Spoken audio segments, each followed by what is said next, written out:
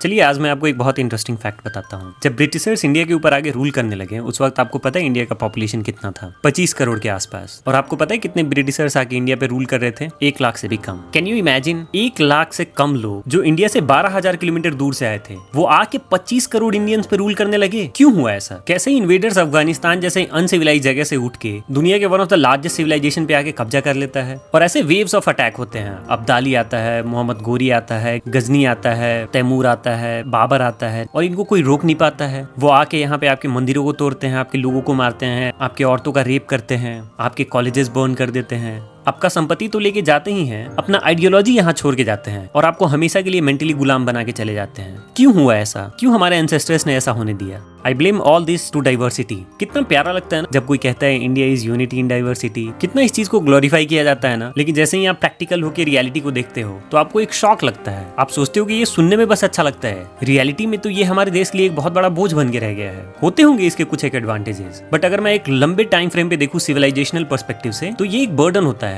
अगर हिस्टोरिकली देखे तो आप कभी यूनाइट नहीं हो पाते हो एक कॉमन प्रॉब्लम से लड़ने के लिए, जो हमको कॉन्स्टेंटली इन्वेड करके हमको गुलाम बनाया गया। इसका कारण यही था, हमारा देश कभी यूनाइट नहीं हो पाया, एक साथ सारे एम्पायर आ नहीं पाए ताकि वो एक कॉमन एनिमी से लड़े और उसको रिट्रीट करके पीछे भगाएं। पास तो हो गया, आप प्रेजेंट में भी सफर कर रहे हो। आप इंडिया में देखो क्या नहीं है, लैंग्वेज इशू है, कास्ट इशू है, रिलीजियस इशू है, रेशियल इशू है, एथनिक इशू है, पॉलिटिकल इशू है और समवेयर इसका रूट कॉज है इतना ज्यादा diversity. And the worst part, आप फ्यूचर में भी सफर करने वाले हो इसको लेके। हमारे कंट्री में ऐसे बहुत सारे प्रॉब्लम आएंगे जिससे इंडिया को कॉन्स्टेंटली फाइट करना पड़ेगा। वो एनर्जी जो कहीं और लगाया जा सकता था, साइंस में, एडवांसमेंट में, कंट्री के वेलफेयर में, स्पेस एक्सप्लोरेशन में या फिर एक सुपर पावर बनने में, वो सारा का सारा इंडिया को इन्वेस्ट करना पड़ेगा टू फाइट द डाइवर्सिटी। इसको समझाता हूं मैं कैसे। ये एक बहुत ही इंपॉर्टेंट टॉपिक है। अगर आप सोचते हो कि इंडिया एक ग्रेट सिविलाइजेशन है और हमेशा इसको ग्रेट बने रहना है, आप इस वीडियो को ध्यान से देखो और जरूरी पड़ने पे आप एक्ट भी करना। कंट्री जो सुपर पावर बने हैं जैसे रशिया, यूएसए, चाइना, ये पूरा का पूरा कंट्री एक चीज के लिए यूनाइट होकर लड़ता है। वहाँ पे इतना डाइवर्सिटी नहीं है, वहाँ पे लोग लैंग्वेज को लेकर नहीं लड़ रहे होते हैं। वहाँ पे कंट्री को कॉन्स्टेंटली खालिस्तान जैसे इशू,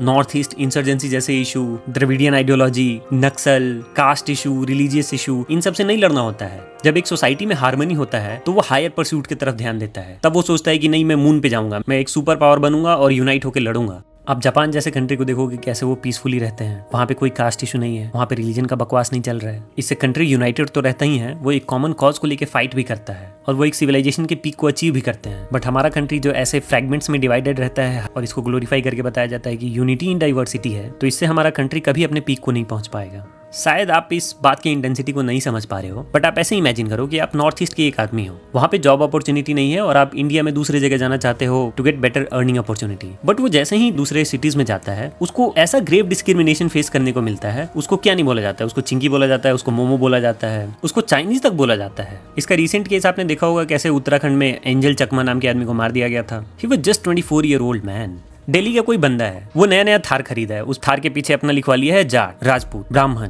त्यागी, गुजर, और वो इस चीज को लेके इतना ज्यादा प्राउड है कि उसको लग रहा है वो अभी फ्यूडल सोसाइटी में रह रहा है और वो जाके दूसरे के ऊपर अपना थार चढ़ा सकता है। रहा बात रिलीजन का, तो मेरा रिलीजन तो सुप्रीम है, मैं तो इस कंट्री को मल्टीपल पार्ट्स में डिवाइड कर दूंगा, दूसरों को मेरे रिलीजन में कन्वर्ट हो जाना चाहिए। और चलो इंडिया पे गजवाए हिंद करते हैं, इंडिया को क्रिश्चियनिटी में कन्वर्ट कर देते हैं। चलो खालिस्तान नाम का अपना एक अलग कंट्री बनाते हैं बिकॉज हम लोग खालिस्तानी है और भाड़ में जाए इंडिया का सिविलाइजेशनल हिस्ट्री, राइट? यही चलता है ना उन लोगों के दिमाग में। कॉन्स्टेंटली मणिपुर अनस्टेबल है, क्यों? क्योंकि वहाँ पे रिलीजियस इशू ही तो है, मीती और कुकीज के बीच में। कुकीज को लग रहा है कि नहीं, वो अपना एक अलग देश बना लेंगे इंडिया में से काट के। क्या आप बात कर रहे हो यार? आप, India is such a large country. India आपको मारना नहीं शुरू कर रहा है because India is acting as a democracy. आप इसके अगेंस्ट जा रहे हो, इसमें से काट के आप अपना अलग एक देश बनाओगे। How come?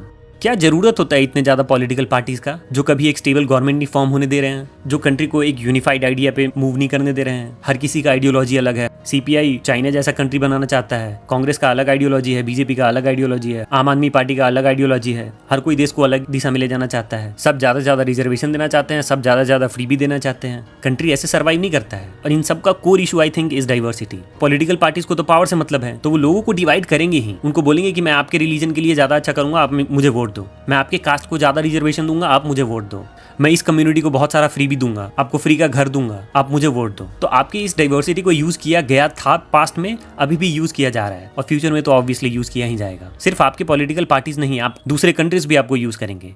चाइना आपको यूज करेगा, पाकिस्तान आपको यूज करेगा, डिवाइड करेगा। अमेरिका आपको हमेशा यूज करके आपको एक कमजोर कंट्री बनाए रखेगा। वो नहीं चाहेगा कि कल हो के आप चाइना की तरह राइज करो और अमेरिका को ही चैलेंज करने लगो। क्या जरूरत है इतने सारे लैंग्वेजेस का एक कंट्री में? क्यों एक यूनिफाइड लैंग्वेज नहीं बन सकता? मुझे हिंदी से कोई प्रेम नहीं है, I don't even like this language. कोई एक लैंग्वेज पिक करो इंडिया से, मराठी हो सकता है, कन्नड़ा हो सकता है, तमिल हो सकता है, हिंदी हो सकता है, बंगाली हो सकता है, और इसको इंडिया का यूनिफाइड लैंग्वेज बनाओ। लैंग्वेज कोई सा भी हो सकता है, it's just a mean to communicate, right? But नहीं, लोग अपने एजेंडा के लिए पुश करते हैं कि नहीं मेरा लैंग्वेज सबसे बेस्ट है और यहाँ पे सिर्फ यही बोला जाएगा। हर किसी को ये डिल्यूजन है कि उसका लैंग्वेज बेस्ट है। एक महाराष्ट्रियन को लग रहा है कि नहीं मराठी ही दुनिया का सबसे अच्छा लैंग्वेज है, एक बंगाली को यही लग रहा है, एक तमिल को लग रहा है कि दुनिया का सबसे अच्छा लैंग्वेज तो तमिल ही है। बेस्ट तो लेकिन एक ही होता है। और मुझे सबसे बड़ा प्रॉब्लम इससे है कि आप इंग्लिश को एक्सेप्ट कर ले रहे हो, बट जैसे ही आपके कंट्री के किसी लैंग्वेज को यूज करने का बात आ रहा है, you have problem with that. इसका मतलब सिंपली यही है कि आपका कोई पॉलिटिकल एजेंडा है। अगर आप अपने लैंग्वेज को प्रिजर्व करना चाहते हो तो आप इंग्लिश को भी अपोज करोगे, राइट? रिसेंटली आपने कर्नाटका में देखा होगा कि एक औरत हिंदी को अपोज कर रही थी, कन्नड़ा का पूरा प्रमोशन कर रही थी, और उसके हाथ पे इंग्लिश में टैटू लगा हुआ था। रिपोर्टर ने जैसे ही पूछा तो वो कुछ बोल नहीं पाई। आप अपने बच्चों को भी इंग्लिश मीडियम स्कूल में पढ़ा रहे हो, उससे इंग्लिश में बात करते हो, बट पॉलिटिकल एजेंडा के कारण आप रोड पे आके बोलते हो कि नहीं Kannada must be promoted, we hate Hindi. क्या चल रहा है ये?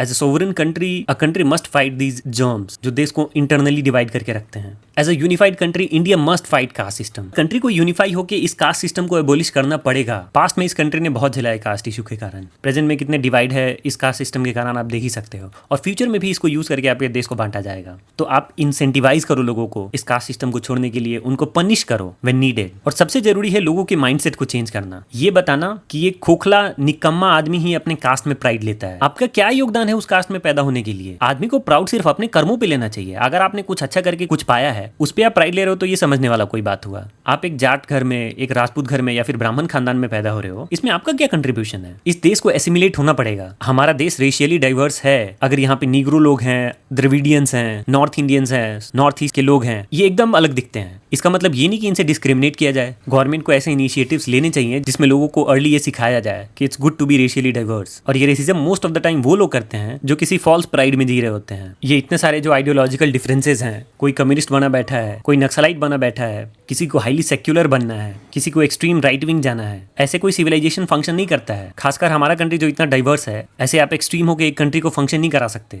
रिलीजियस इशू को एकदम स्ट्रिक्टली डील करना। इस देश को काट के बांग्लादेश और पाकिस्तान जैसे देश बनाए जा चुके हैं जो आज इस देश के लिए घाव हुए पड़े हैं। इस देश में कोई लैंग्वेज, कोई कास्ट, कोई एथनिसिटी, कोई रेस, कोई रिलीजन इस देश के सॉवरेनिटी से बड़ा नहीं है। इस देश के सॉवरेनिटी और इस सिविलाइजेशन को बचाने के लिए हर चीज को क्रश किया जाना चाहिए जो इसके अगेंस्ट जाता है। मैं हमेशा एक यूनिफॉर्म सोसाइटी, एक होमोजेनस सोसाइटी के लिए वाउच करूंगा। इतना डाइवर्स और डिवाइडेड सोसाइटी किसी भी सिविलाइजेशन के लिए, किसी भी सोसाइटी के लिए खराब है, क्योंकि हमेशा ऐसे फॉल्ट लाइन होंगे, लोग हमेशा फॉल्स प्राइड लेंगे और लेके सोसाइटी में अनरेस्ट क्रिएट करने की कोशिश करेंगे। डेमोक्रेसी और ह्यूमन फ्रीडम के नाम पे इतना ज्यादा फ्रीडम नहीं दे देना चाहिए कि कोई आपके कंट्री को ही डिवाइड कर रहा है। आप डीप जाके ह्यूमन साइकी को समझने का कोशिश करना। Believe me, humans don't deserve this much of freedom.